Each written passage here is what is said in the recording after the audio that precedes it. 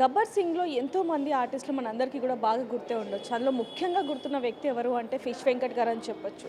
కొద్ది రోజులుగా ఆయన ఆరోగ్యం సరిగ్గా లేనప్పటికీ కూడా ఈరోజు ఒక వేరే హాస్పిటల్‌కైతే ట్రాన్స్‌ఫర్ చేయడం జరిగింది. అసలు ఎందుకు ఆయన్ని వేరే హాస్పిటల్‌కి పంపించారు? ఆయన ఆరోగ్యం అసలు ఏ విధంగా ఉంది? 2 కిడ్నీలు కూడా పాడైనట్టుగా అయితే డాక్టర్లు చెప్తున్న పరిస్థితి. దాదాపుగా 1,00,00,000 వరకు ఖర్చవుతుంది అంటూ కూడా డాక్టర్లు చెప్తున్నారు అంటూ కూడా కుటుంబ సభ్యులు చెప్తున్న పరిస్థితి అని చెప్పొచ్చు. మరి ఇప్పుడు ఆయన ఆరోగ్యం ఎలా ఉంది? అలాగే ఎందుకని వేరొక హాస్పిటల్‌కి తరలించారు అనే విషయం గురించి ఇప్పుడు మనతో పాటు వారి భార్య మనతో పాటు ఉన్నారు. వారితో మాట్లాడి మరిన్ని వివరాలు తెలుసుకుందాం. అమ్మ నమస్తే.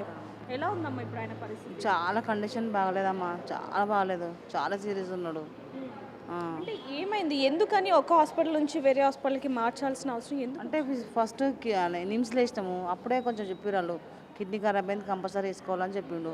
కానీ నేను అంత పట్టించుకోలేడు. నేను మంచిదే ఉన్నా కదా అనుకున్నాడు. తర్వాత మధ్యలో మళ్ళీ కొంచెం వీక్ అయ్యిండు. ఇంకా వేరే హాస్పిటల్ ఇట్లా హాస్పిటల్ కూడా వేస్తూనే ఉన్నాం. ఇక మళ్ళీ తర్వాత ఇక్కడ వేసినాము ఒక సంవత్సరం కింద. కొంచెం కవర్ అయ్యిండు. అప్పుడు కూడా వాళ్ళు చెప్పారు కిడ్నీ కంపల్సరీ వేసుకోవాలని. కానీ అయినా కూడా ఆయన పట్టించుకోలేడు ఎక్కువ. సరే సరే సరే అని కొంచెం అట్లే పట్టించుకోవడం. ఇప్పుడు ఒక నెల రోజులు అసలు లేస్తలేడు. లేవకుంటుంటే హాస్పిటల్ తీసుకొస్తే ఆయన మేము చూడమమ్మా అని చెప్పిండు. మళ్ళీ ఇప్పుడు నిన్న మా కొడుకు చూపిస్తాను ఓడుకోలు తీసుకుపోయాడు. ఆడ పైసలు మస్తు తీసుకుని ట్రీట్మెంట్ మాత్రం కలదమ్మా. ట్రీట్మెంట్ మాత్రం కాలే. మళ్ళీ ఇంకోటి ఏంది, ఈరోజు అయినంత లైన్నే మీరు వేరే హాస్పిటల్ తీసుకోండి, మీరు వేరే హాస్పిటల్ తీసుకోండి అని అంటుండే ఆయన. ఎవరన్నారు వేరే హాస్పిటల్‌కి తీసుకెళ్ళమని? ఉప్పల్ల నరేంద్ర హాస్పిటల్ డాక్టర్. ఆ డాక్టర్లు మాకు అర్థం కాలేదు. ఎందుకో తెలియదు. మాకు ఇక్కడ వచ్చేదాకా తెలియదు. ఇక్కడ వచ్చినాక డాక్టర్ అన్నాడు చాలా సీరియస్గా ఉన్నాను చెప్తుండు. పైసలు మాత్రం అన్నీ తీసుకురమ్మా, అందరు ప్రజలు ఎంత ఇచ్చి. ఖర్చు అయిందమ్మా పాత హాస్పిటల్? అదే ఇప్పుడు ఎక్కడైతే ఇప్పుడు ట్రీట్మెంట్ జరిగిందో అక్కడ ఎంత? 4 లక్షలు అయిందమ్మా. 4 లక్షలు అంటే అయింది. మెడిసిన్ అన్నీ కలిపి అన్నిటి కలిపి.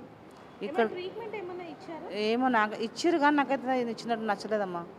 ఇక్కడ మాత్రం బాగా చేస్తారు. అందుకే ఇక్కడికి వచ్చింది. ఆయనేమో అదే చెప్తుండు, చాలా సీరియస్ ఉండమ్మా అని చెప్తున్నాడు. నేను వైజాగ్ సత్తే కూడా వచ్చి కూడా 30,000 ఇచ్చిపోయాడు.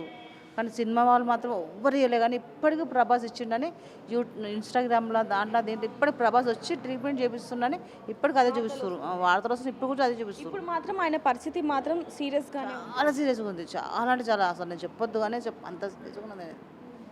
సో చూడొచ్చు ఫిష్ వెంకట్ గారి ఆరోగ్య పరిస్థితి మాత్రం అసలు బాగాలేదు, చాలా సీరియస్గా ఉంది అంటూ కూడా వాళ్ళు చెప్తున్న పరిస్థితి చెప్పొచ్చు. అసలు ఏం జరిగింది, మరి నిజంగానే ఆయన ఎందుకని ఒక హాస్పిటల్ నుంచి ఇంకొక హాస్పిటల్కి తరలించడానికి గల కారణం ఏంటనే విషయాలు కూడా తెలియాల్సి ఉన్నాయని చెప్పొచ్చు. ముఖ్యంగా కొద్ది రోజుల నుంచి వస్తున్న వార్తలు ఏవైతే ఉన్నాయో అంటే ప్రభాస్ గారు వచ్చి పిఏని పంపించి ట్రీట్మెంట్ చేపిస్తున్నారు అని, ఆర్థిక సహాయం చేశారు అంటూ కూడా కొన్ని వార్తలు రావడం జరుగుతుందని చెప్పొచ్చు. అదంతా కూడా అవాస్తవం అంటూ కూడా ఫిష్ వెంకట్ గారి భార్య చెప్తున్న పరిస్థితి కనిపిస్తుంది. ఇప్పుడు ఏదైతే హాస్పిటల్కి సంబంధించి మనం విజువల్స్ కూడా చూస్తున్నాం, ఈ హాస్పిటల్లోనే ఆయన అయితే అడ్మిట్ చేసిన పరిస్థితి కనిపిస్తుందని చెప్పొచ్చు. ఏదైనప్పటికీ ఆయన కండిషన్ అయితే సీరియస్గా ఉన్నట్టుగానే చెప్తున్న పరిస్థితి అని చెప్పొచ్చు. మరి దాదాపుగా ఇప్పుడు ఇంతవరకు ఏదైతే హాస్పిటల్లో ట్రీట్మెంట్ తీసుకున్నారో అందులో ఇప్పుడు వరకు కూడా క్యూర్ అవ్వలేదు అంటూ కూడా ఆయన భార్య చెప్తున్న పరిస్థితి అని చెప్పొచ్చు. దాదాపుగా 3 నుంచి 4 లక్షల వరకు ఖర్చు అయింది. మరి ఇక్కడికి ఎందుకు పంపించారు, నిజంగానే ఆయన ప్రాణాలకు ఏమైనా ముప్పు ఉందా అనే విషయాలు కూడా తెలియాల్సిన పరిస్థితి అయితే ఉందని చెప్పొచ్చు. ప్రస్తుతానికి అయితే డాక్టర్స్ ఆయన్ని అబ్జర్వేషన్లో ఉంచినట్టుగా తెలుస్తుంది. మరిన్ని వివరాలు కూడా ఆవిడ కూతురికి అడిగి తెలుసుకునే ప్రయత్నం చేద్దాం. ఫిష్ వెంకట్ గారి కూతురు మనతో పాటు ఉన్నారు. వారితో మాట్లాడి అసలు ఏం జరిగింది, ఇప్పుడు ఆయన పరిస్థితి ఏ విధంగా ఉంది అనే విషయాలు కూడా ఒకసారి కనుక్కునే ప్రయత్నం చేద్దాం. నమస్తే అమ్మ. నమస్తే అండి. అమ్మ, ఇప్పుడు ఆ హాస్పిటల్ నుంచి వేరొక హాస్పిటల్కి తరలించడానికి గల కారణం ఏంటి అసలు? ఏం లేదండి, ఇక్కడ కొంచెం ఇంకా బెటర్ ఇంప్రూవ్ ఉంటుందని చెప్పేసి ఇక్కడికి వచ్చామంటే లాస్ట్ టైం ఇక్కడే డాడీకి సర్జరింగ్ చేశారు. సో ఇప్పుడు కూడా అక్కడ లెఫ్ట్ కాలుకి కూడా ఇన్ఫెక్షన్ చాలా ఉంది అంటే అందుకని ఇక్కడికి వచ్చామన్నమాట. మాకు ఇక్కడ కొంచెం హోప్ అండి అందుకనేసి. అంటే అక్కడ ట్రీట్మెంట్ కూడా సరిగ్గా జరగలేదు. దాదాపుగా 3 నుంచి 4 లక్షల వరకు ఖర్చు పెట్టాం కానీ సరిగ్గా ట్రీట్మెంట్ ఇవ్వలేదు అంటూ కూడా మీ అమ్మగారు చెప్పడం జరిగింది. మరి ఇక్కడ ఏ విధంగా ఉండబోతుంది? ఇక్కడ మాకు అసలు 1 రూపీ కూడా పే చేయొద్దండి. ఇక్కడ దీనికి ఎవరైతే మేనేజ్మెంట్ ఉన్నారో వాళ్ళే మమ్మల్ని కాల్ చేసి పిలిచారు రమ్మని చెప్పి. ఓకే. అక్కడ 4 lakhs వరకు అయిపోయిందండి. ఇలాగే ఇచ్చిన వాళ్ళందరివే మేము అక్కడ పే చేసామన్నమాట. అసలు ఎంత ఖర్చు అవుతుందన్నారు ఏంటి? అక్కడ వచ్చేసి 50 lakhs వరకు అవుతుంది అన్నారండి. ఇక్కడ ఇప్పుడు ప్రజెంట్ అయితే చాలా సీరియస్గా ఉన్నాడు అని చెప్తున్నారు. ఇంకేం చెప్పలేదు. ఇప్పుడే ఐసీలో ఉన్నాడు డాడీ. అంటే మామూలుగా హాస్పిటల్లో అక్కడ సీరియస్ కండిషన్ ఉంది కాబట్టి ఇక్కడికి తరలించారు అంటూ కూడా కొన్ని వార్తలు వస్తున్నాయి. అది వాస్తవమేనా? లేదండి, మేమే వచ్చినాం. మాకు ఇది కొంచెం బెటర్ ఆప్షన్ అనిపించింది, దానివల్ల మేమే వచ్చినాం. అక్కడ కూడా ఓకే బాగానే చూశారు. అంటే 2-3 రోజుల క్రితం ఆయన బిగ్ టీవీతో కూడా మాట్లాడడం జరిగింది. నేను బాగానే ఉన్నాను, నాకు అన్నీ తెలుస్తున్నాయి, నేను అందరినీ చూస్తున్నాను అంటూ కూడా ఆయన మాట్లాడడం జరిగింది. ఒక్క రోజు మాత్రమే అలా మాట్లాడిండు. ఆ రోజు నైట్ నుండే మళ్ళీ సీరియస్ అయిపోయిండు. బ్రీతింగ్ ప్రాబ్లం అసలు ఆయన ఆరోగ్యం ఏంటి? అంటే కిడ్నీ ఆల్రెడీ పాడైపోయినాయి 2. ఇప్పుడు లివర్కి కూడా వచ్చేసింది. మొత్తం హోల్ బాడీ అంతా బ్లడ్ ఇన్ఫెక్షన్ ఉందంట. అట్లా దానివల్ల కొంచెం చాలా ప్రాబ్లం ఉంది బాడీ అంతా అని చెప్తున్నారు డాక్టర్స్. అంటే ఫిష్ వెంకట్ గారు అంటే చాలా మందికి తెలుసు, చాలా ఫేమ్ అయ్యారని చెప్పొచ్చు. చాలా పెద్ద పెద్ద హీరోలతో చేసిన వ్యక్తి ఆయన. ఎన్టీఆర్, అల్లు అర్జున్, ప్రభాస్, రామ్ చరణ్ ఇలా ఎంతో మందితో చేసిన వ్యక్తి అని చెప్పొచ్చు. మరి ఇప్పుడు ఆయనకి ఇలాంటి పరిస్థితి వచ్చింది అంటే ఇండస్ట్రీ నుంచి అసలు ఎటువంటి స్పందన ఉంది? ఇండస్ట్రీ నుంచి ఎలాంటిది ఏమీ లేదండి, అసలు హెల్పింగ్ అవుతాయి. ఇండస్ట్రీ నుంచి ఎలాంటి హెల్ప్ లేదండి. ఓన్లీ డాడీ వాళ్ళ ఫ్రెండ్స్ ఇప్పుడు గబ్బర్ సింగ్ టీం వాళ్ళు మాతో ఉండి ట్రై చేస్తున్నాం అక్కడ ఇక్కడ వెళ్ళడం. గవర్నమెంట్ నుంచి కొంతమంది ఇప్పుడు స్పోర్ట్స్ మినిస్టర్ తను వచ్చి 1 lakh ఇచ్చిండు. బోడుప్పలు లోకల్ తను వచ్చి 30,000 ఇచ్చిండు. ఇప్పుడు వైజాగ్ సత్య అని చెప్పేసి సత్య అనేసి తను కూడా వచ్చి హెల్ప్ చేసిండండి. అంటే ఇప్పుడు వరకు ఆర్థిక సహాయం ఎంతవరకు వచ్చిందమ్మా? మాకు ఒక 2,80,000 వచ్చిందండి. కానీ మాకు అక్కడ ఆర్బీఎం హాస్పిటల్లో 4,50,000 అయిందండి. నాకు 6 days క్రితమే తెలిసింది. ఫిష్ వెంకట్ అన్నతో నాకు మంచి అనుబంధం ఉంది. వైజాగ్లో ఏ షూటింగ్ అయినా కలిసేవాళ్ళం, ఇక్కడ కూడా కలిసేవాళ్ళము. ఇక అన్నికి బాగోలేదని చెప్పారు. చెప్పిన తర్వాత నేను 30,000 అయితే హెల్ప్ చేయించాను. నేను అలాగే వైజాగ్ లతక్క తెలుసు కదా, మా ఇద్దరం కలిసి వేరే వాళ్ళతో ఒక సంస్థ ఉందన్నమాట గుంటూరులో, రమ్య చారిటబుల్ ట్రస్ట్ అని, వాళ్ళ ద్వారా మేమైతే 30,000 హెల్ప్ చేయించాము. సో మిగతా వాళ్ళందరూ కూడా యూట్యూబర్ అందరూ కూడా స్పందించి దయచేసి అన్నయ్యకి సపోర్ట్ చేయండి, ఎందుకంటే 2 కిడ్నీలు కూడా పాడైపోయినాయి అంటున్నారు. ఇమీడియట్గా ఒక కిడ్నీ మార్చాలంటున్నారు, దానికి ఒక 50-60 లక్షలు కూడా అవుతాయి అంటున్నారు. సో యూట్యూబర్స్ అందరూ కూడా మాలాగే లతక్క, వైజాగ్ సత్యలాగానే అందరూ స్పందించి అందరూ కూడా సాయం చేయాలని కోరుకుంటున్నాం. ఎందుకంటే ఆయన ఏమి చిన్న ఆర్టిస్ట్ కాదు కదా, చాలా పెద్ద ఆర్టిస్ట్. ఆయన 100 చిత్రాలు చేశారు. ఖుషి కావచ్చు, గబ్బర్ సింగ్ కావచ్చు, ఆది కావచ్చు, అదుర్స్ కావచ్చు, ఈ మధ్య రీసెంట్గా డీజే టిల్లు కావచ్చు, ముఖ్యంగా వివి వినాయక్ గారి డైరెక్షన్లో చాలా సినిమాలు చేశారు. ఆయన ఫిషర్ మ్యాన్, గంగపుత్రుడు. సో ఆయనకి దయచేసి అందరూ కూడా హెల్ప్ చేయండి, మాలాగా అందరూ ముందుకు రావాలని కోరుకుంటున్నాను.